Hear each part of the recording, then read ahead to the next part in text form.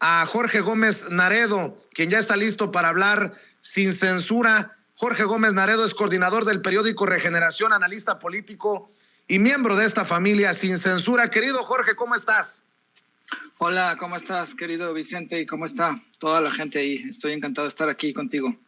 Gracias, Jorge, gracias por tu paciencia. Pues como contexto para tu participación, esto de María Amparo Casar, que también se hace la víctima, como Loret, y bueno, pues desafortunadamente debo de decirlo, también como Carmen Aristegui, que se dicen víctimas del autoritario de Palacio Nacional, pero en esta investigación, ni Mexicanos contra la Corrupción y la Impunidad, ni Latinus, ni Loret, ni Carmen, ni los que investigan en el equipo de Carmen, se han dado a la tarea de rascarle para buscar la verdad.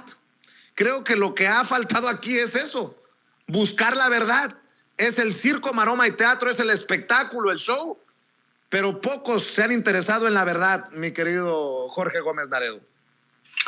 Sí, fíjate que viendo el contexto de estas declaraciones de María Amparo Casar, viendo también lo que ha dicho Carlos Loret de Mola, incluso la misma Carmen Aristegui, en donde acusan, de forma más grotesca, María Amparo Casar y Carlos Loret, pues Andrés Manuel de ser un autoritario y de que está en peligro la libertad de expresión. Y a mí me parece eso pues muy absurdo, ¿no? Porque como tú bien lo mencionas, María Amparo Casar sigue teniendo espacios, ¿no? Tiene una organización donde trabaja de forma libre y puede decir absolutamente lo que quiera. Lo mismo sucede en Canal 11, donde todavía tiene un programa, si mal no recuerdo. Lo mismo sucede con Loret de Mola, él sigue teniendo su programa todos los días en W Radio. Nadie de parte de la presidencia le dice que deje de decir algo, que no mencione tal cosa. En Latinos, pues él todos los viernes, creo que saca, o todos los jueves, viernes saca un programa, después junto con Broso prácticamente amenazan al presidente. En fin, yo no sé de dónde ven esta cuestión de que no hay libertad de expresión. Hay tanta libertad de expresión que en este momento estamos discutiendo qué queremos de nuestros medios mexicanos, qué queremos de nuestro periodismo, e incluso estamos criticando o se critica piezas periodísticas de tan baja calidad como fue la que presentaron Latinos y Mexicanos contra la Corrupción y que difundió Carmen Aristegui Proceso y otros medios, no todos, respecto a un hecho que no hay una comprobación, ¿no? Y que tiene muchísimas inconsistencias. Entonces a mí me parece que es muy bueno y es muy sano que existe esta discusión acerca de los medios, acerca del derecho que tienen las audiencias, acerca del derecho también que tienen ciertas audiencias a criticar todo lo que está sucediendo. A mí me parece que estamos viviendo en un momento de una radical libertad de expresión, donde seguramente se conoce, hay excesos, ¿no? Hay linchamientos, hay cosas con las cuales yo no coincido, que se dicen de Carmen Aristegui, que se dicen de otros comunicadores, pero nadie puede negar que existe una libertad de expresión y que hay las condiciones para discutir cosas que antes no se discutían, y hay también las condiciones para escuchar voces, es decir, una pluralidad que antes evidentemente no teníamos. Querido Jorge, ¿qué has encontrado, por ejemplo, de los contratos?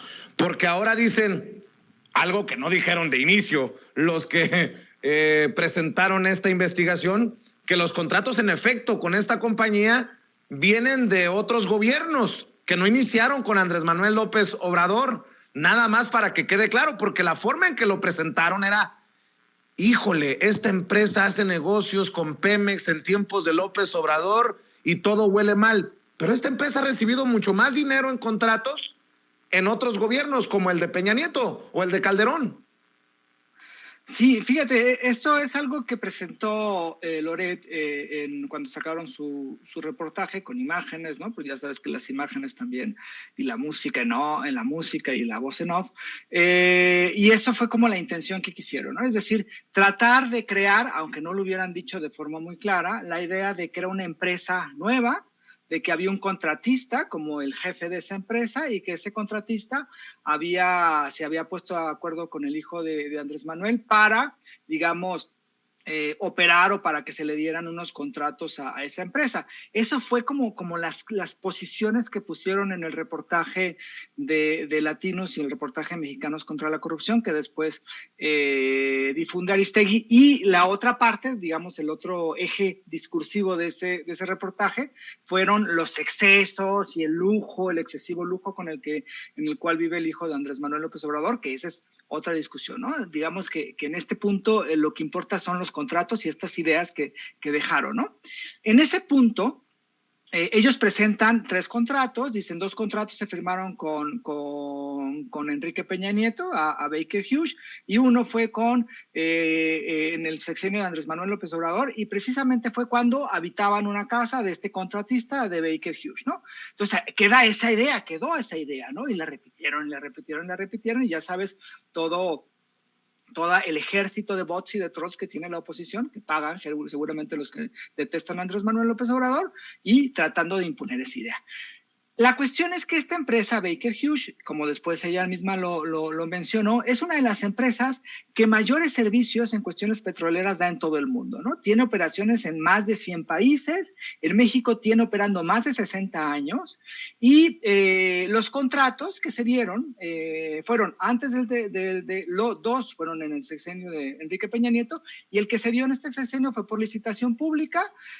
Hubo 6 empresas competidores, 2 lograron. Baker Hughes fue la que tuvo el menor costo y la mayor eficacia, y se quedó ella con el contrato.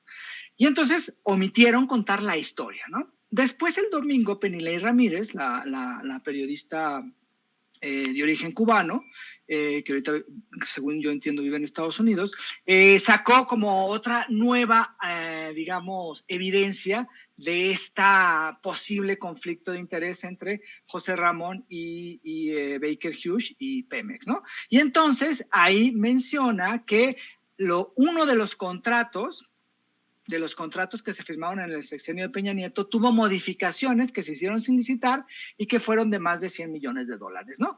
Lo cual también, pues, son datos que existen y que se dieron en el gobierno de Andrés Manuel López Obrador. Lo que no menciona esta Penilei es que hay otro contrato, que son 3 contratos, los que se dieron con Peña Nieto, al menos los que están en la de transparencia, en la plataforma de transparencia. Uno se canceló y otro fue donde hubo la modificación, y el otro, ¿no? Es decir, algo completamente normal que se modifiquen porque son exploraciones, porque son perforaciones, porque así sucede. Pero no solamente eso omitieron u ocultaron, ¿no? Que fue el caso de los 2, de Penilei, y el artículo de Penilei en Reforma, y el reportaje de Mexicanos y de Loret, que fue también que Baker Hughes ha tenido contratos desde muchísimo tiempo, desde hace más de 40, 50 años, y que en los gobiernos de 2012 a 2010 tuvo contratos por más de 9,000 millones de pesos. Es decir, con una cantidad, si las pasamos a dólares, como estaba en ese tiempo, el dólar seguramente no sobrepasaba con Fox los 10 pesos, tendríamos que es muchísimo más en cuanto a dólares, ¿no? Entonces, es una empresa que ha tenido por parte de Petróleos Mexicanos, ha sido proveedora de Petróleos Mexicanos durante muchísimos años. ¿Por qué? Porque es una de las empresas que está especializada en cuestiones que no tienen que tienen que ver con perforaciones, que tienen que ver con un nivel de especialización que son pocas las empresas.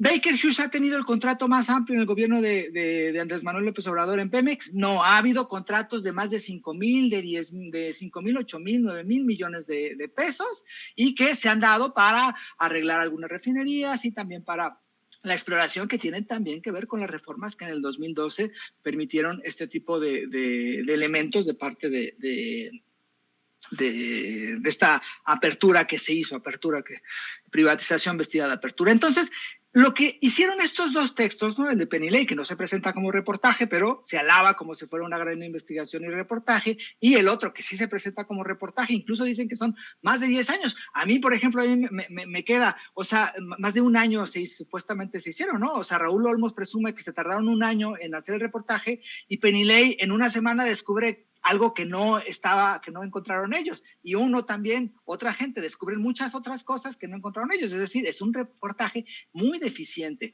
Por eso me parece que la intención ha sido colocar ciertos elementos, ocultar otros elementos, y que es completamente falto de ética, porque también es falto de ética, por ejemplo, en esta cuestión. La pieza angular en los dos, en el texto de Penilla y en el reportaje, es Kate Louise Schilling, ¿no? Que es el supuesto contratista de Baker, ¿no?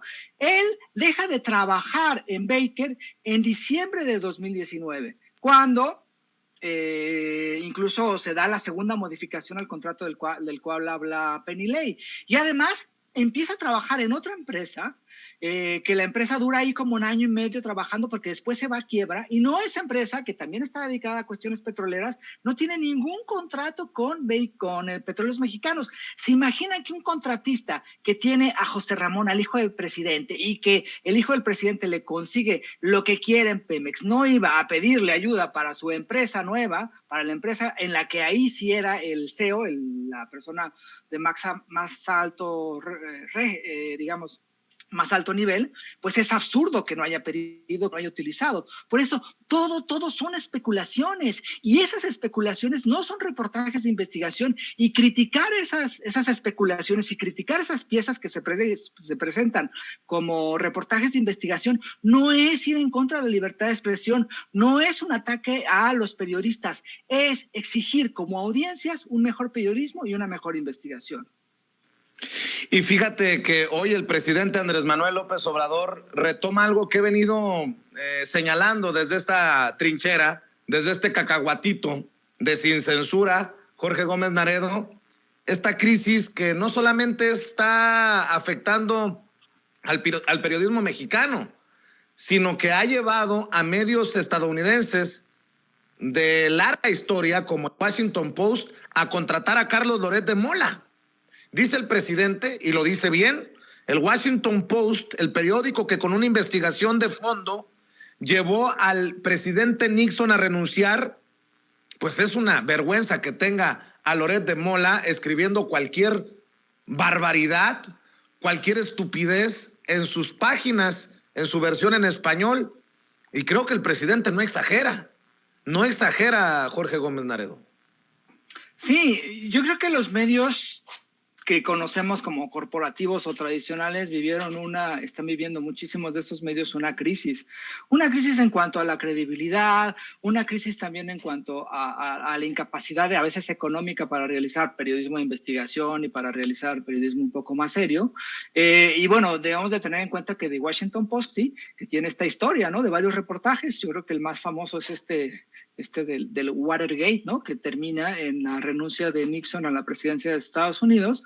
Pero por supuesto que pues, es un periódico con toda la tendencia estadounidense, que también representa ciertos intereses en Estados Unidos, y que pues parece ser que intentaron, ¿no? Porque lo intentó hacer New York Times, lo ha intentado hacer El País aquí en México, Washington Post también lo intentó, como tropicalizarse, ¿no? Como extenderse, y entonces, pues a veces como que no hay control también de calidad en este sentido con algunos de los personajes que escriben en el Washington Post en español, ¿no? Porque creo que incluso a pesar de toda esta crisis, pues hay textos que de verdadmente son muy malos de Loret de Mola en este periódico. Pero eso creo que también es como una especie de acuerdo, ¿no? O sea, yo creo que también aquí hay una cuestión que es como limpiarle la cara. A Carlos Loret de Mola, que tenía, bueno, la historia de este montaje, pero había salido de Televisa, estaba como un poco, era un personaje un poco olvidado, y entonces como que ciertos grupos, a mi modo de ver, no tengo certeza, pero es lo que yo infiero, a mi modo de ver, ciertos grupos pues invirtieron en él, en Carlos Loret de Mola, le pusieron ¿cómo se llama? Un portal, Latinus, ¿no? Que se empezó a ver como el portal para Estados Unidos y para México, que terminó siendo un portal muy golpista del gobierno de Manuel López Obrador. Le colocaron también a otro periodista que estaba como en una especie de decadencia, que era Broso. y pues los hicieron como los grandes periodistas, ¿no? Como los periodistas que generaban la agenda pública, como los periodistas que realizaban las grandes investigaciones. Y creo que en esta intención es que entra esta cuestión de que Loret de Mola publique en el Washington Post. Y que es parte también de las crisis que existen en muchísimos otros medios de comunicación, crisis económicas, porque muchos de esos medios de comunicación que durante muchísimos años pertenecieron o a los periodistas o a grupos económicos relativamente pequeños, pues han empezado a venderse a los grandes consorcios, ¿no? Y entonces también están en estas grandes empresas de comunicación que empiezan a amasar muchísimos periódicos, muchísimos canales de televisión, y que, bueno, pues a veces lo menos importante es la cuestión periodística. Y además también hay otro elemento muy interesante, que es el prestigio de estos medios, ¿no? No es lo mismo que escribas, no sé, en un periódico local que escribas en el Washington Post, ¿no? Entonces eso le da como otro matiz a Loret de Mola, así como a Krause le da cierto prestigio que también escriba en ¿cómo se llama? En New York Times, y que por cierto el hijo de Krause también escribe en Washington Post. Así es, Jorge, para cerrar, híjole, a mí lo que más me lastima, debo de decirlo, viendo hacia Carmen Aristegui, es que terminen Mario Amparo Casar, los mexicanos contra la corrupción y la impunidad, siendo los defensores de Carmen Aristegui. El maestro Helio Flores, creo que fue Helio, el que publicó un grandioso cartón, una caricatura chingona, en donde se ve que Carmen Aristegui está confrontada con el presidente Andrés Manuel López Obrador. Es AMLO contra Aristegui, Aristegui contra AMLO, y por abajo de la mesa se está burlando Carlos Loret de Mola. Ojo, que me parece una magistral caricatura de Helio Flores, y como vamos a entrevistar a Rafael Pineda Monero Rapé en unos minutos, pues mi querido Jorge Gómez Naredo, con eso cierro. ¿Cómo se está generando un debate que creo que ya nos habíamos tardado en tener por el quién es quién en el periodismo? Y creo que se equivocan aquellos que quieren ver callado al presidente Andrés Manuel López Obrador ante la calumnia o ante los medios que retoman información sospechosa, con alto contenido político. Y bueno, como nunca antes, la respuesta del presidente, porque nunca antes tal vez habíamos estado ante esta situación. Un gobierno que recorta, en muchos casos cierra la llave de la publicidad oficial a esos que hoy escupen veneno desde sus trincheras, entre comillas, periodísticas. Jorge, tu reflexión para cerrar.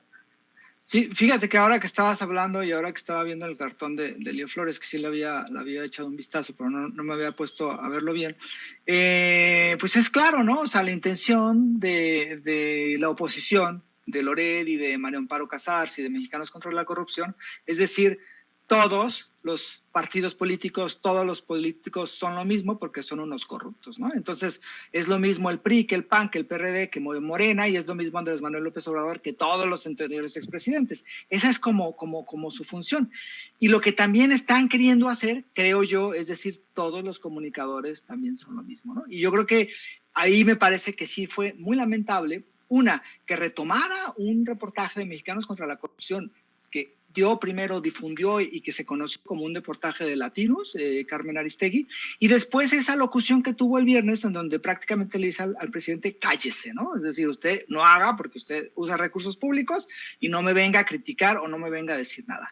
Yo creo que ahí, pues no me parece que sean las formas, porque puede uno gustar o no gustar la reacción de Andrés Manuel López Obrador, pero uno tampoco puede negar que él tenga derecho a responder y que tenga derecho también a que se abra un gran debate acerca de los medios de comunicación, y que es algo que estamos viviendo. Y bueno, ahora que aprovechando, pues aquí te quiero mandar a ti la solidaridad, ¿no? Por ese artículo que hizo Ricardo Rafael, donde prácticamente te dice que vives como jeque porque recibes millones y millones de pesos.